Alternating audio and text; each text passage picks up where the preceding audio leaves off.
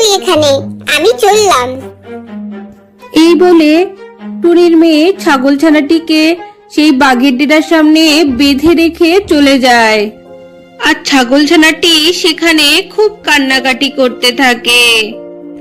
টুনির মেয়ে রীতিমতো তার বাড়িতে ফিরে আসে। এরপর টুনি যখন তার মেয়েকে জিজ্ঞেস করে তার সেই ছাগলছানাটির কথা।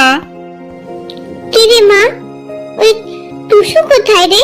টুসুকে তো দেখছি না, ওখানেই তো বাঁধা ছিল।